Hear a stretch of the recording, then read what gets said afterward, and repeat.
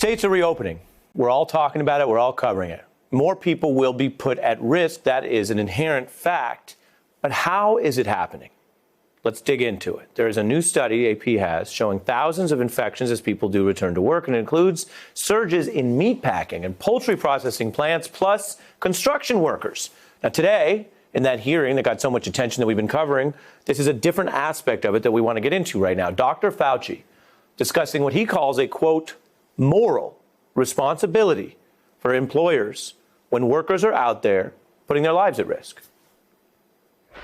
I would think when you're calling upon people to perform essential services, you really have almost a moral responsibility to make sure they're well taken care of and well protected. And again, that's not an official proclamation. That's just me speaking as a physician and as a human being.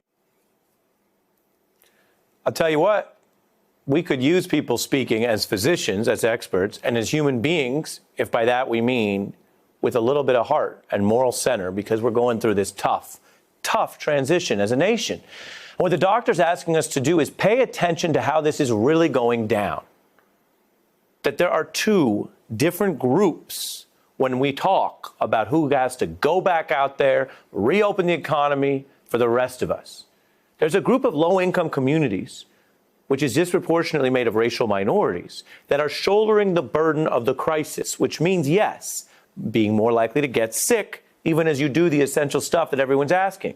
And then you're more likely to also lose a job. And you're also taking risks for the people around you, people in your home or community. You can't social distance inside your apartment.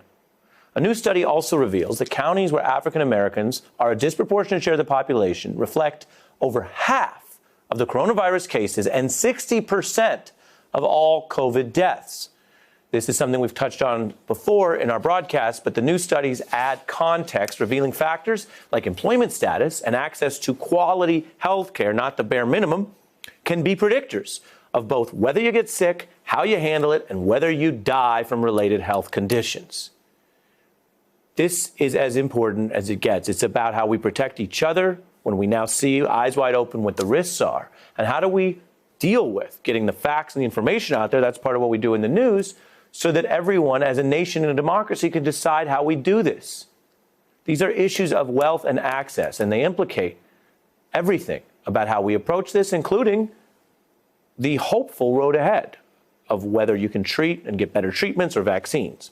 Now, Senator Bernie Sanders was pressing officials on some of that today. If and when the vaccine comes, it won't do somebody any good if they don't get it. And if they have to pay a sum of money for it in order to profit the drug companies, that will not be helpful. Are you guaranteeing the American people today that that vaccine will be available to all people, regardless of their income? Sir, the payment of vaccines is not a responsibility of FDA, but I'm glad to take this back to the task force. I share your concern that this needs to be made available to every American. We're joined by Heather McGhee, a distinguished senior fellow at Demos, an MSNBC political contributor, and someone who I know has been working and leading on these issues for many years. We wanted to spend some time with you, learn from you. What is it about this crisis, this pandemic, that reveals and exacerbates the underlying economic and racial disparities in healthcare and the economy? What do we do about it? You know, this virus doesn't attack people based on race or class or gender, but American society does. And what we are starting to see with sobering clarity is that if you have the underlying condition of being a subject of radical inequality, if you are an immigrant, if you are a person of color, if you are someone who is working in a low-paid job, who is just denied health insurance and paid sick days by their employer, if you are an essential worker whom corporations are now seeing as sacrificial workers with the complicity and support of Republicans in Congress and in the White House, then you are on the front lines of a war that nobody has signed up for. This is the American inequality that makes us sick being revealed to us all.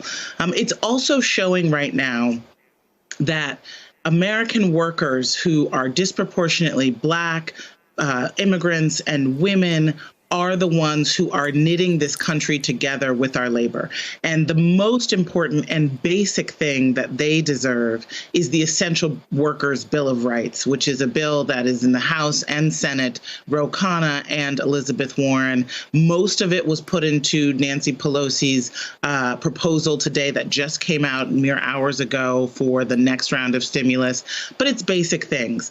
In the exact opposite way than the Republicans are saying, it's saying that the onus is on employers to make sure that if they are demanding people come back to work, they're giving them protective equipment, paid sick days, hazard pay, health care, and a right to have a voice on the job. But even more so, I think at this moment, we are seeing that so many of the frontline workers are also people who have a target on their backs because of racial inequality in this country and because of racism. Breonna Taylor, who's someone that everyone should know, she was in her home in Louisville, Kentucky. She was a 26-year-old aspiring nurse who is an EMT, right? Exactly who we are depending on right now. And police charged into her home, shot 8 rounds into her while she was sleeping and at rest because they were looking for some, person on a drug charge who actually it turned out was already in custody. It's heartbreaking. And that's the kind of life that Americans, Well, and I appreciate that. We're on slight tape delay. I'm jumping in because there's one thing I definitely wanted to include, Heather. So often we're hitting what needs to change, and the news hits the negative. I did want to note in the Senate Judiciary Committee that Rebecca Dixon, who runs the National Employment Law Project, was testifying about these issues, and it's important that the government is actually doing that as part of oversight. So for your response on the other side, we did want to play this. It's in the language of testimony. Would appear dry if you listen closely, just as we were to you. You hear the import. Let's listen to that briefly. Though all workers on the job now and returning in the next weeks and months are at risk of illness, Black and Latinx workers and other workers of colors, including immigrants, are more likely to be in frontline jobs, and along with Indigenous people, these communities have disproportionate rates of illness and death related to the pandemic. As detailed in my testimony, far too many employers were slow to follow the most basic CDC recommendations, such as the use of protective equipment, hand washing, and spacing at least 6 feet apart. Let me be clear. Workers are getting sick and dying.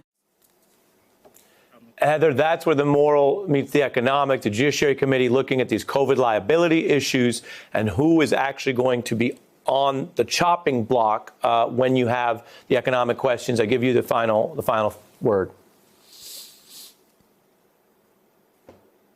There's just one question right now. Whose life are we valuing? Who are we protecting?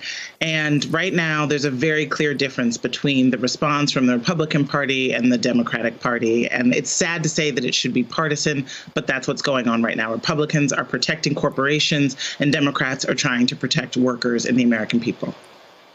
Heather, we were running over on time. I appreciate your clarity. We had you in more than one segment tonight, and we're the better for it. I hope you'll come back.